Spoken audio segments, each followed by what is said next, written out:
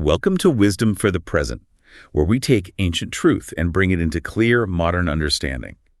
This episode uses AI-generated narration based on human researched and written material. So, I want you to imagine something for a second. Imagine you've spent like 40 years of your life building an institution from the ground up. Oh, wow, 40 years. That is a lifetime. Right. I mean, you poured literally every ounce of your intellect, your energy, and what your passion into this thing. You've hit the absolute pinnacle of your industry. Everyone respects you. And then, just virtually overnight, there is a brutal, hostile takeover. Just completely out of nowhere. Exactly.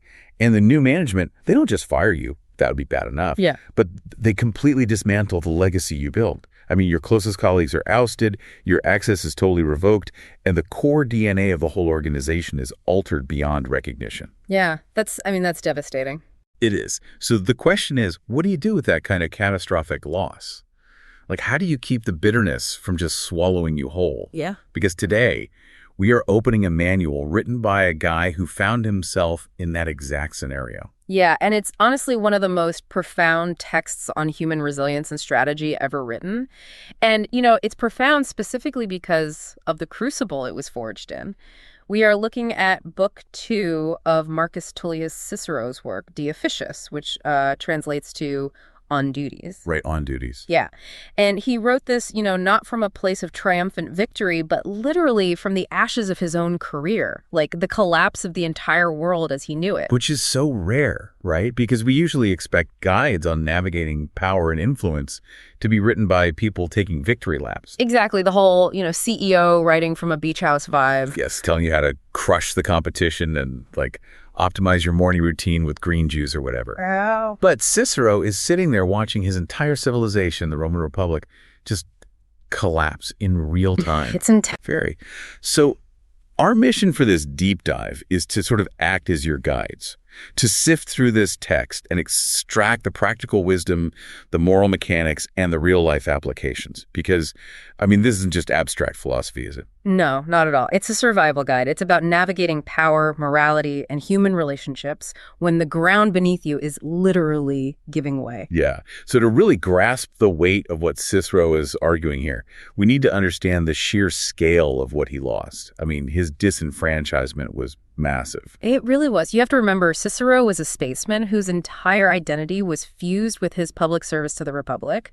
He writes very candidly in the text that as long as the state was administered by the people it had entrusted itself to, he devoted all his effort to her. His whole life had meaning because the Republic had meaning. Exactly. But then, as he describes it, everything passed under the absolute control of a single despot. And he's talking about the rise of Julius Caesar there. Right? Caesar and the ensuing power struggles that effectively ended the Republic as they knew it. And the way Cicero describes this fallout, it's just intensely personal. He didn't just lose a political debate on the floor. He says he lost his friends. He lost his colleagues. Yes, his whole network. Right. And for a man who was arguably the greatest orator of his age, I think the most painful blow was losing his voice in the Senate. The physical spaces where he wielded all this enormous influence, like the Forum, the Senate, they were suddenly closed off to him. He was completely silenced.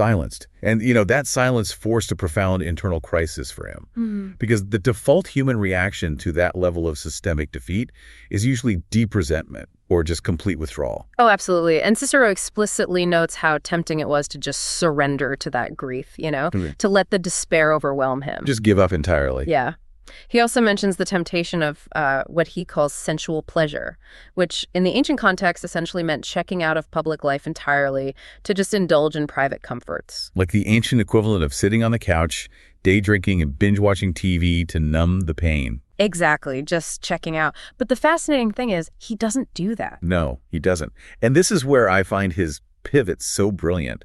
He realizes his mind simply cannot be idle. It's like this high-performance engine that has suddenly been disconnected from the drivetrain, and he doesn't give it something to process. It will literally tear itself apart. Right, the RPMs are just spinning out of control. Exactly. So he turns to philosophy. But, and I love this, he defines philosophy in a very specific, almost mechanical way. He doesn't describe it as sitting around pondering the clouds. No, not at all. He defines it as the love of wisdom. And he says wisdom is the knowledge of things human and divine, and This is the crucial part of the causes by which those things are controlled. Yeah, that inclusion of the word causes is the absolute key here. He's looking for the underlying machinery of human behavior. He's trying to figure out the physics of society, essentially. The physics of society, I like it. Because you have to remember who he's writing this for. He is writing this text as advice to his son, Marcus, who is away studying. So if you read between the lines here, Cicero is essentially saying, look, I cannot hand you a functioning republic. The political legacy I spent my whole life building is just gone, but I can hand you a blueprint for how to operate in a broken world. Wow. Yeah, he's using this forced retirement to codify all the behavioral truths he observed over decades of operating at the highest levels of power. That is incredibly powerful. But I do think we need to pause here for a second and look at this with clear eyes, because Cicero is definitely not an objective narrator of history here. Oh, not even a little bit. Right. I mean, he frames the situation by claiming the government fell into the hands of men who desired to abolish the Constitution.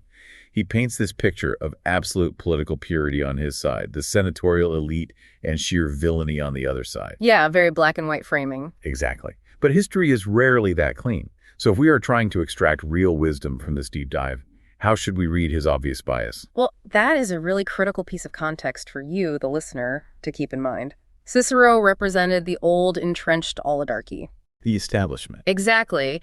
And the forces he opposed, particularly those aligned with Caesar, they often argued that they were fighting for the common people against this deeply corrupt, exclusionary elite. Right. So many ordinary Roman citizens actually viewed Caesar not as a tyrant destroying a perfect constitution, but as a liberator. Yes.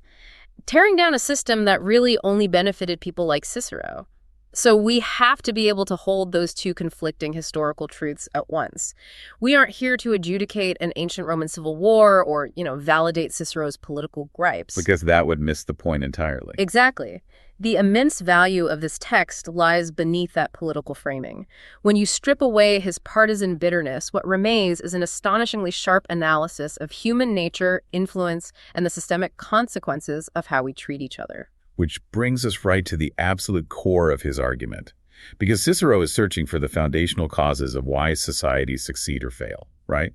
So he immediately attacks a concept he views as a systemic cancer. He calls it a pernicious doctrine. A very strong phrase. Very strong. And this doctrine is the belief that moral rectitude, like doing the right thing, and expediency, doing what is profitable or useful, can somehow be separated. And this is perhaps the most dangerous misconception humans hold about survival and success. Cicero points out that people have completely corrupted the very meaning of the word expedient. How so? Well, we have culturally accepted the idea that an action might be morally right without being useful. But far more dangerously, we've accepted that an action can be highly useful, highly profitable, and highly expedient without being morally right. Okay, let me push back on this a bit, because playing devil's advocate here seems necessary. Doesn't the real world constantly prove that this separation actually exists? I mean, it certainly looks that way. Right. We see cutthroat corporate raiders make billions of dollars. We see politicians lie their way into office and stay there for decades. We see people find loopholes, manipulate the rules, and walk away with the prize. So from a purely mechanical standpoint, separating ethics from utility seems to work all the time. Is Cicero just being, hopelessly idealistic here? Mm-hmm. It's a great question. It looks like it works in the short term, and that is exactly the trap. What Cicero is exploring is the fundamental difference between a localized tactical victory and long-term systemic stability. Okay, break that down. He acknowledges that people are constantly fascinated by shrewd, clever operators. We watch someone manipulate a situation to their advantage, and we are in awe of their cunning. But Cicero makes this brilliant distinction. He says people constantly mistake craftiness for wisdom. Oh, man. Mistaking craftiness for wisdom. That is a phenomenal phrase. Let's really look at the mechanics of that. What is the actual difference between the two? Well, craftiness is essentially exploiting a short-term vulnerability in a system or a relationship. Like finding a loophole. Exactly. Finding a loophole, maybe omitting a key piece of information, or leveraging a momentary advantage to extract value. And it works once, maybe twice. But then what? But then the system adapts. Wisdom, on the other hand, is understanding the long-term systemic consequences of your actions. Wisdom recognizes that human interaction is an iterative game. It's not a one-off. Right, you have to keep dealing with these people. Exactly. If you use craftiness to get one over on a partner or a client or a citizen, you have extracted immediate profit, sure, but you have destroyed the foundation of trust. And trust is the only mechanism that lowers the friction of future interactions. Oh, that makes so much sense. So when we translate this to our modern reality, Cicero is directly challenging the entire ethos of, hustle culture. Oh, absolutely. Because we are so steeped in this narrative that to truly succeed, you have to be somewhat ruthless. You have to separate business from personal ethics. Like that phrase, it's just business.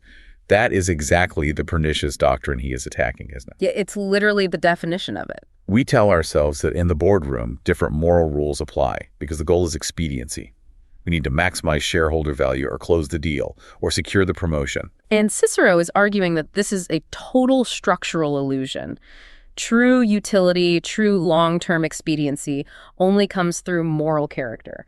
Because the moment you separate what is profitable from what is right, you introduce massive friction into the system. Friction. Tell me more about that. Well, think about it. If people know you are crafty, they have to audit everything you do, they demand tighter contracts, they verify all your claims, they hedge their bets. The cost of doing business with you simply skyrockets. Wow, yeah. I never thought about it like that. So while dishonesty might win a specific battle, it creates an environment where winning the war becomes mathematically impossible. Everyone is expending all their energy just protecting themselves from you. That is so true. I want to give you, the listener, a moment to really sit with that. Think about your own career, your own industry, or even your personal relationships. Where are you currently separating what works from what is right? It's a tough question to ask yourself. It really is. Yeah. Are there areas where you are relying on craftiness, maybe patting yourself on the back for being shrewd, while actually eroding the trust of the people around you? Because this ancient text is suggesting that unethical expediency is a myth that will eventually collapse under its own weight. And to understand exactly why it collapses, we have to follow Cicero's logic to the next step. If expediency requires moral character, the reason is entirely practical. Which is what? Human survival and prosperity rely entirely on other humans, and you simply cannot manage a network of humans long-term through deceit or coercion. Right. This realization about interdependence really struck me when I was reading it. Cicero steps back and he analyzes the basic components of human industry and survival, and it feels incredibly elemental. It really strips things down to the studs. Yeah. He categorizes the things that sustain our lives into inanimate objects like gold, silver, the fruits of the earth, and animate things like horses, oxen, and livestock. And his foundational observation is that every single one of these things is completely devoid of value without human intervention. Exactly. The raw materials of the earth offer potential, but they do not deliver utility on their own. I mean, the gold doesn't extract itself from the rock. Right. The grain doesn't harvest, mill, and bake itself into bread. Cicero meticulously points out that without man's industry, there is no agriculture. There is no navigation. There is no medicine. He details all the infrastructure, too. Yes. Aqueducts, canals, the diversion of rivers, the construction of breakwaters for harbors. None of this exists, and none of it is maintained without massive, coordinated human cooperation. Even the concept of trade itself. He talks about how exporting the commodities we have in abundance and importing what we lack requires this intricate web of human reliability. It's a huge logistical network built on trust. Yes.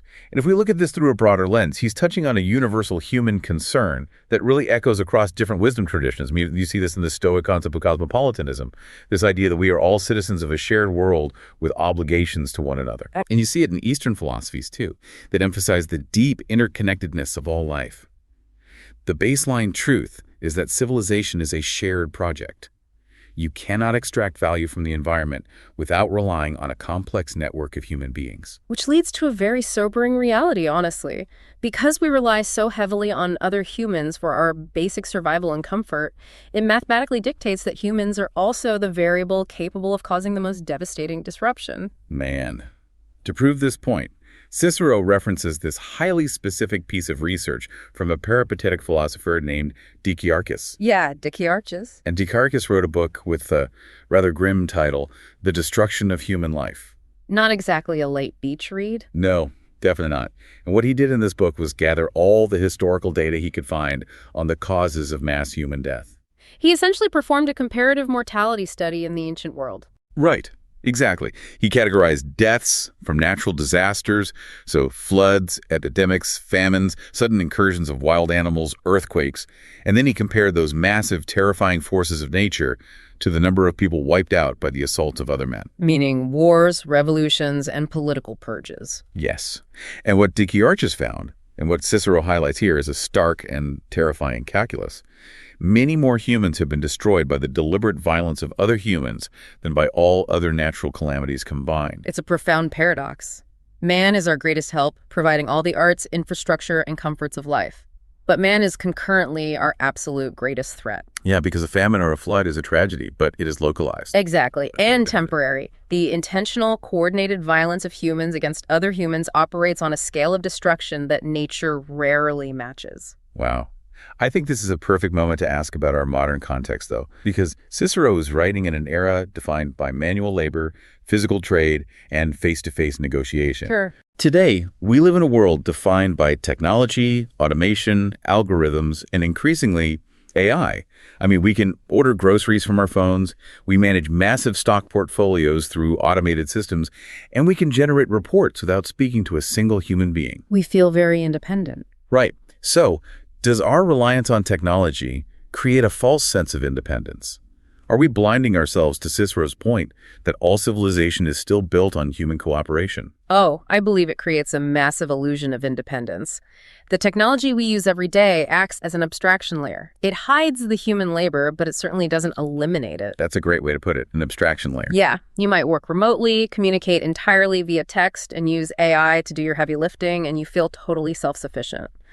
But the reality is that the data centers powering that AI require a massive grid maintained by human engineers. Right. The lithium in the battery of your phone was mined by human hands. The global supply chains delivering your automated orders are navigating geopolitical choke points managed by human diplomats and sailors. Even the gig workers delivering the food. Exactly. And the legal frameworks that protect your digital assets are enforced by human courts. If anything, our modern technological systems are vastly more fragile and require a much higher degree of complex human cooperation to maintain than a Roman aqueduct did. So, the core truth remains entirely unbroken. We need people to cooperate with us. We are dependent, which really forces us to look squarely at power dynamics. Right, because if human cooperation is the source of all wealth and security, and human conflict is the source of all ruin, how do you guarantee that people will work with you? Do you earn their help or do you force it? That's the million-dollar question. And this brings us to what Cicero considers the greatest obstacle to growth, the wretchedness of fear. Cicero presents a highly countercultural idea here. He argues unequivocally that love is stronger than fear. Which feels wild to say out loud. It does. He states that of all the motives that compel people to submit to authority, fear is the weakest and most dangerous. Now, modern listeners, just like the ancient Romans, will instinctively resist this. I certainly did when I first read it. I mean, if we look at history, or even modern corporate landscapes, fear seems incredibly effective. It gets fast results. Right. We see authoritarian regimes maintain power for decades through terror. We see abrasive, tyrannical executives drive massive quarterly profits by terrifying their employees into working 80-hour weeks.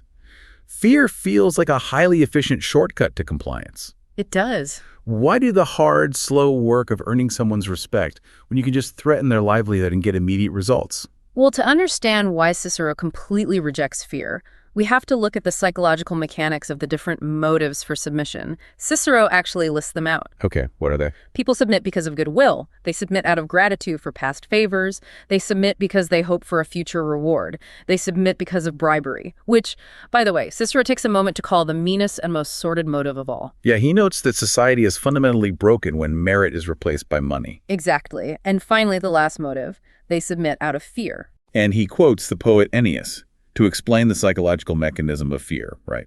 He says, whom they fear they hate, and whom one hates, one hopes to see him dead. That is the structural flaw of fear.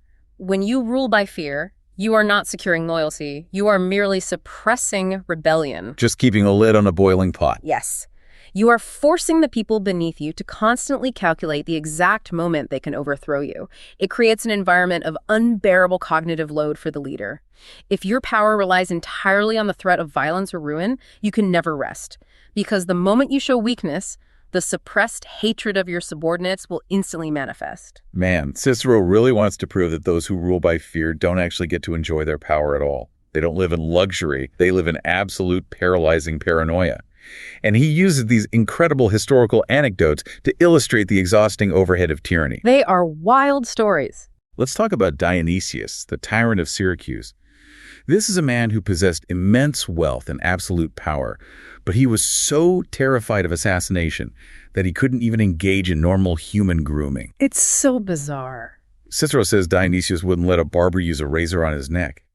Instead, he forced his attendants to singe his hair off with a glowing coal. Just imagine the sheer psychological torment of that reality.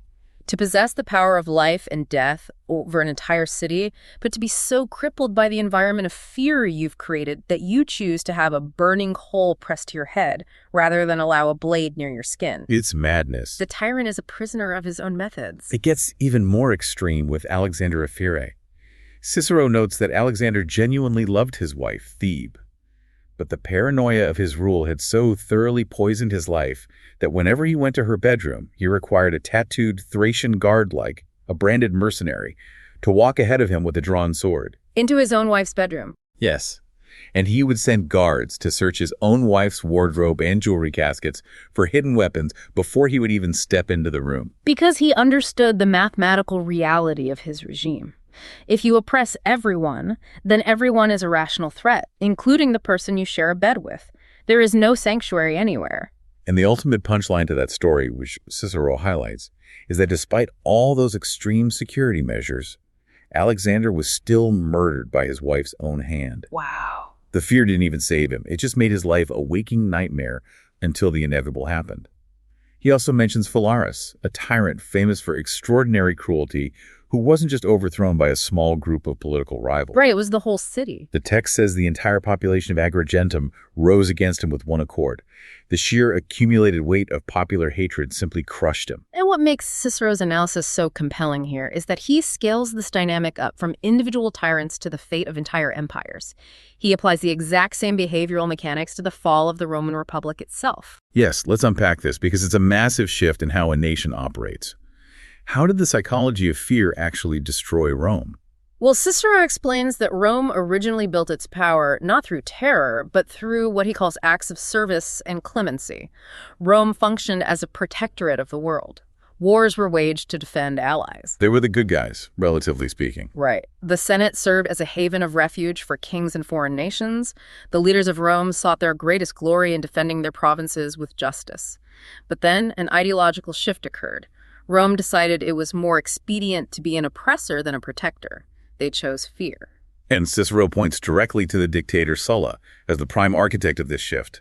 He describes Sulla's reign of terror with vivid disgust. He talks about a scene in the Forum, the sacred heart of Roman public life. This part is chilling. Sulla planted a spear in the ground, which was the traditional military signal for auctioning off the spoils of war taken from a conquered enemy. But Sulla wasn't selling foreign plunder. He was auctioning off the property, the homes, and the estates of wealthy, patriotic Roman citizens. Sulla had drawn up prescription lists, essentially hit lists of his political enemies. If your name was on the list, you were stripped of your rights, your property was seized, and anyone could kill you for a reward. It's just horrific. Sulla was treating his own citizens with a cruelty normally reserved for conquered barbarian tribes.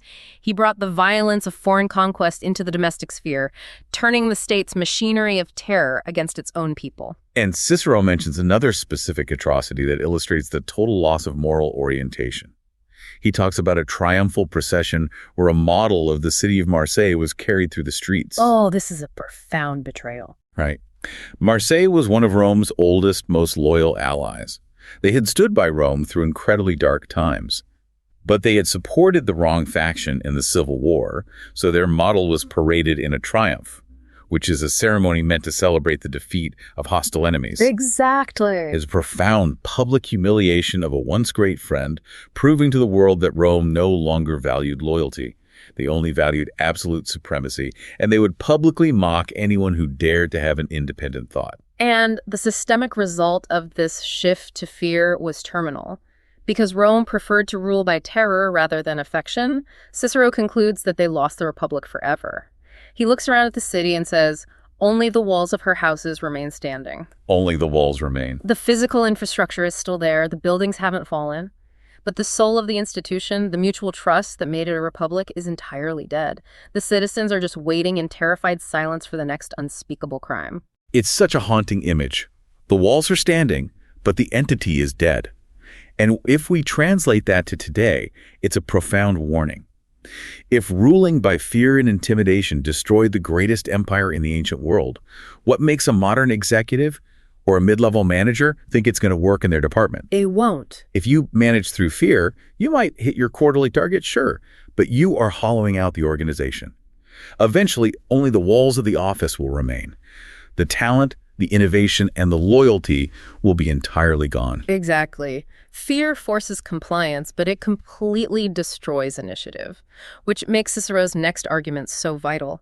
If fear destroys influence and craftiness is just a fragile illusion that breaks down trust, what is the actual architecture for building lasting cooperation? How do you actually get it done? Right. If you need people to survive, how do you get them to willingly align with you? That brings us to Cicero's blueprint for what he calls true glory and confidence. Now, we need to define glory in this context because modern listeners hear that word and think of vanity like having your face on a billboard or racking up millions of followers on social media. Right, vanity metrics. Exactly. But Cicero is talking about something much deeper. He's talking about legitimate, enduring influence and an unshakable reputation. He states that this true glory depends entirely on three pillars. The first is goodwill, the second is confidence, and the third is admiration. To build sustainable influence, you have to engineer all three of these states in the minds of the people around you. Let's break down the psychology of each one. How does Cicero say we acquire goodwill? Goodwill is fundamentally about proving that you are a net positive to the people around you. Cicero says it is won principally through client services, tangible actions that benefit others, but he adds a brilliant nuance. He says it is also won by the sheer will to do a good turn, even if you lack the means. That's interesting. So just the intention matters. Yes. People are naturally drawn to a reputation for generosity, kindness, and affability. We are biologically and socially compelled to feel warmth toward those in whom we perceive moral goodness. We want them to succeed because their success feels safe for us. Okay, what about the second pillar? Confidence. This is where the text gets incredibly layered, and I think it holds the most powerful lesson for modern leadership. Cicero argues that confidence requires a specific combination of two traits: practical wisdom and justice. It is a profound equation. Practical wisdom is competence. We place our confidence in people who we believe have more understanding than we do. We look for individuals who can accurately perceive the future, navigate sudden crises, and reach safe, effective decisions. You don't put your confidence in an incompetent pilot. Exactly, but competence isn't enough, is it? Not at all. Wisdom without the second element is useless. We must also believe that they are just and true. We have to believe they are good men who are free from any suspicion of dishonesty or malice. Only when competence is paired with justice is it mathematically safe to entrust our lives, our fortunes, or our careers to them. This balance between justice and wisdom is so crucial. Cicero weights them in a very specific way. He says that justice without wisdom can actually accomplish quite a bit. Even if you aren't the smartest, most strategic person in the room, if people know you are absolutely fair, they will still trust you. Because they know you won't throw them under the bus. Right. But, and this is the kicker, wisdom without justice gets you absolutely nowhere. It's actually worse than getting you nowhere. It actively turns people against you. Without a reputation for probity, your intelligence becomes a massive liability. Think of intellect or practical wisdom as a high-powered sports car. It has an 800-horsepower engine.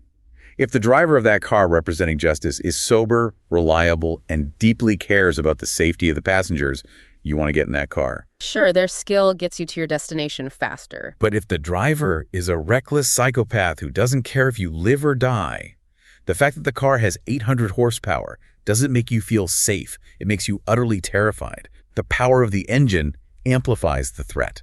That is a perfect structural analogy. If you take away a person's reputation for justice, their shrewdness makes them dangerous.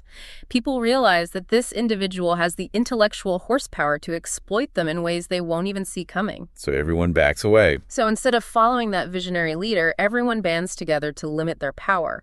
The brilliance isolates them. Therefore, as Cicero concludes, it is only justice combined with wisdom that commands all the confidence we desire. Let's touch on the third pillar, which is admiration. How does Cicero define that? Because it sounds close to confidence, but it operates on a different emotional frequency. Admiration is about awe. Cicero says people admire those who excel in ability, but more importantly, they admire those who are demonstrably free from the vices that most ordinary people easily succumb to. Like what? He specifically highlights a scorn for outward circumstances. If someone is not easily swayed by wealth, if they don't panic in the face of ruin, if they hold steady in the face of life or death, that commands profound respect. Fortitude. Exactly. He also mentions resisting the seductive mistress of sensual pleasure. When a person is so committed to a noble purpose that they can look down on trivial anxieties and base indulgences, it inspires a deep, almost reverent admiration from the masses. So how do we make this actionable? What is the practical application for you listening right now? Well, if you are stepping into a leadership role or managing a team or even trying to build trust in your family, you have to prioritize demonstrating fairness and equity before you try to showcase your intelligence or your strategic brilliance. Exactly. People need to know you are safe before they care that you are smart. I love that. If you walk into a room and immediately try to prove how clever you are without first establishing that you are just, you will trigger suspicion, not confidence. People need to know you are safe before they care that you are smart. And Cicero takes this idea of justice as a baseline requirement for human interaction and pushes it to an absolute extreme. He wants to prove that justice isn't just a luxury for philosophers debating in togas. Far from it. It is the fundamental, non-negotiable baseline of survival, even for the worst elements of society. He asks us to look at the criminal underworld. He argues that the necessity of justice is so deeply woven into the fabric of human cooperation that not even those who live by wickedness and crime can survive without maintaining some strict element of it. I found this section to be one of the most compelling arguments in the text. He looks at gangs of robbers.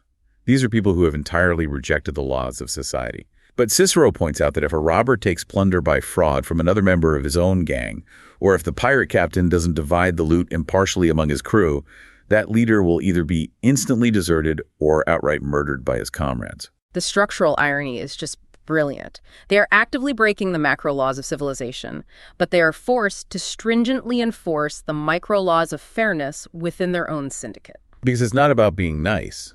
It's about minimizing internal friction. If a pirate has to sleep with one eye open because he thinks the captain is going to steal his share of the gold, the crew can't function. They can't fight external enemies if they're consumed by internal paranoia. Cicero uses historical bandits to prove this point. He mentions Bardulus, an Illyrian bandit, and Viriathus of Lusitania. These weren't petty thieves. These guys amassed immense power, challenged actual Roman armies, and became legendary figures. And how do they maintain that level of cohesion? By being fair. Not just by being ruthless killers, but by being absolutely rigidly fair in how they divided the spoils of war among their followers. The logic here is inescapable.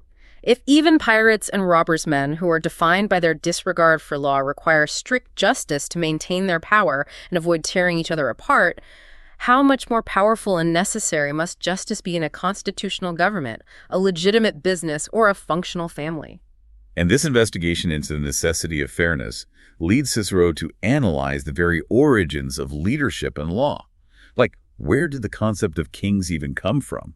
Why did humans ever agree to elevate one person above the rest? According to Cicero's historical framing, the masses didn't elevate kings because they inherently wanted to be ruled or dominated. They appealed to virtuous men for one specific reason: protection. Protection from what? Well, in early societies, the masses were constantly oppressed by those who were physically stronger or more aggressive. To survive, they sought out a leader who possessed high moral character, someone who could shield the weak from the strong and establish equitable conditions. So it was a defensive move. Yes. The entire foundational purpose of a king was to hold the higher and lower classes in an equality of right.